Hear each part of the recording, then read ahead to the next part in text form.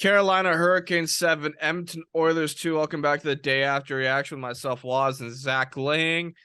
And Zach, what happened last night? That was a tough one, That was. was a brutal game to watch. It was a tough one, right? I mean, I thought they had a good start to the game. I liked Same the here. first 5-10 minutes of that game. But you know what?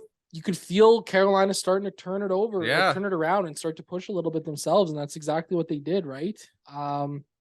They really started to push the pace of play in that first period. And, they got that late goal in that first frame. And it was a bit of a dagger to the heart. And then they come out in the second. Brent Burns scores 5 minutes in. And it's like, oh, okay, well, now we're chasing the game. And they just couldn't get it back. Hyman had a nice goal. Connor McDavid's goal in the third period was great as well. But, too many self-inflicted wounds last night. So before we get into the takeaways, I want your take on this. Jack Campbell, not been a great start to life in Edmonton. Are the numbers that he's produced a reflection of himself or the team in front of him? It's a great question. I think it's a little bit of both, honestly. If you look at his underlying numbers, he's allowed more expected goals or more goals against than expected. He's one of the highest rates in the entire NHL right now, which is bad. That's not a good thing. I think part of it is his play for sure. I think he's struggling to get himself in proper positions to save pucks. There was multiple moments last night where he seemed late sliding across. He didn't seem to be tracking the puck well enough to where it was going. You look at the Jordan Staal goal at the end of the second period with under a second left, like that was just a soft little backhand flick from Staal. Like that's an unacceptable goal to allow. There is no other way to put it. That is a brutal goal to allow at any point in the game, let alone in the dying second. So I think it's a combination of things. I think the Oilers need to do him some favors and start to play in front of him a little bit better here for sure. But I also think that he's got to buckle down here and string together some games. He's been very, very up and down. And I really like that they went back to him last night after a great performance in Tampa Bay. But man, that was a disappointing game from him, to say the least. Yeah, and one question people are going to ask a lot right now is, why was Jack Campbell worth $5 million? How do you go about answering that question to someone who's like, oh, he doesn't look like a $5 million goalie. He looks like a backup. So Thomas Drance from The Athletic pointed it out this offseason that $5 million is the average starting rate or the average rate for a starting goaltender in the NHL. If you look at money spent on the goaltending position, the Oilers are, I think, in the bottom third of the NHL in terms of dollars spent on goaltending. So yeah, in one sense, $5 million seems like a lot of money, but in the grand scheme of things, it's really not, right? If we take out the law of averages, it's the average salary of a goaltender and of a starting goaltender, that is. And I think that's what Jack Campbell is. I think he's an average goaltender. And, the one reason that they brought him in was to hopefully bring some more level of consistency in the net for the Edmonton Oilers. And we just haven't seen that happen yet. And I think that's probably been one of the more frustrating things to start this year so far with him. Yeah, and definitely we don't want to pile on him. We want to support Jack Campbell as much as we can. We want to see him do well. Just right now, the performances haven't been there. And hopefully, as the season goes on, he can switch around. I remember last year, Mike Smith, he had some really brutal performances around March and April because he came back from injury. Going into the playoffs and late April, Mike Smith was fantastic. Everyone was loving him. Yep. So I think it's just kind of right now we're all a prisoner of the moment. Yeah, absolutely. And I think, just to go back to what you were asking about as well, when it comes to, is it on Campbell or is it on the defense? Take a look at Stuart Skinner's game, right? The last couple of games, he hasn't looked as good as he had in the first couple of games as well. Now, is that Stuart Skinner or is that the Oilers defense struggling? I mean, I think it's probably a little bit of both, right? It's going to be tough for Skinner to play at a consistently high level all year as a rookie in the NHL.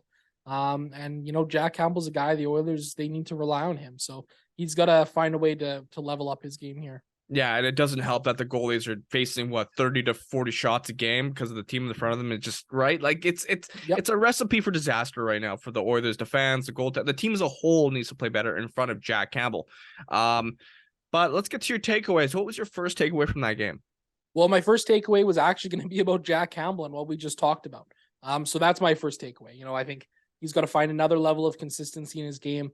He's got to string together some good performance for the Edmonton Oilers now and into the future. Takeaway number 2. Connor McDavid, he's continuing to score at an incredible clip. He's a goal per game right now. 15 goals in 15 games isn't easy to do. Let's see how much this can go on, right? I mean, he's on pace right now for a goal a game all season. You know, is he going to score 80 goals in the year? It seems impossible, right? Yeah. But I mean, you just never know with this guy. The way I look at it is I'm never going to say no to Connor McDavid being able to do something in hockey. I will never sit here and say he can't score a goal per game. I'll sit here and say it might be a little bit tough, but he could probably still do it. But the Rock of Richard is well within his grasps this season. And it's just going to be exciting to watch the rest of the way. And, you know, it's a shame that they lost the game the way they did, because that backhander was sublime. Unreal. It was like, wow. Highlight reel. Yeah. Highlight reel. And shout out to Jesse Puljujärvi on that play too. He created a lot of space in front of the net that allowed McDavid to get in there. So, you know, Puljujärvi didn't get a point on that one, but that was one where, you know, he was deserving of a point. We'll put it that way. And takeaway number 3. My takeaway number 3 is like the whole team just has to tighten up their game. They have to start games on time. I mean, this is the biggest issue that's facing this team right now is their slow starts. It happened again last night. Like, okay, so sure, we talked about, you know, the first couple minutes of that game looking good and there being some energy, but they had no ability to tide it over beyond 5-10 minutes of the game. True. And it cost them in that first period, right? The Oilers need to find a way. I don't know how. I don't know what it is they need to do, but starting games on time is something that has got to be front of mind for this team and this organization right now, because 100%. they don't do it, and they're chasing games, and it makes it really difficult to play when you're chasing games. And this isn't just a problem we saw under Jay Woodcroft right now. We saw it under Dave Tippett as well. This is a common, this is a bad habit that this team needs to figure out how to break.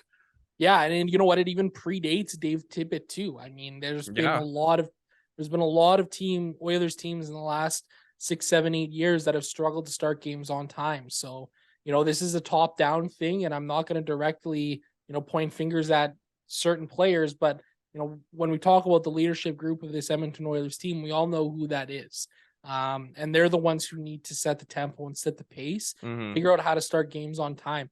McDavid or Draisaitl or Nurse or Hyman or Nuge can go out there and score a goal in the first 5 minutes of the game. Like, let's do it. Like, that would be awesome. That'd be really cool. It'd be really sweet to see the Oilers, you know, get on top of a game for once.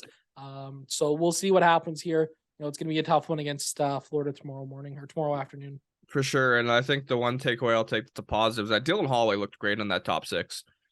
He looked a lot better. I was happy for him. Yeah, me too. He looked good. He had some scoring chances. He was getting in some dirty areas. Got that penalty shot. Yeah, the penalty shot. That would have been unreal for a first NHL goal. Yeah. It was. That'd have been really cool. He's a player. He's going to be good. He's showing well. You know, just need to start seeing some production at some point from him. No, yeah. Just like there is from a lot of guys. There's a lot of players that the Oilers need production from here. And then because I wanted to mention, because like the last game against who we just beat Tampa, you only like 5 minutes of ice time.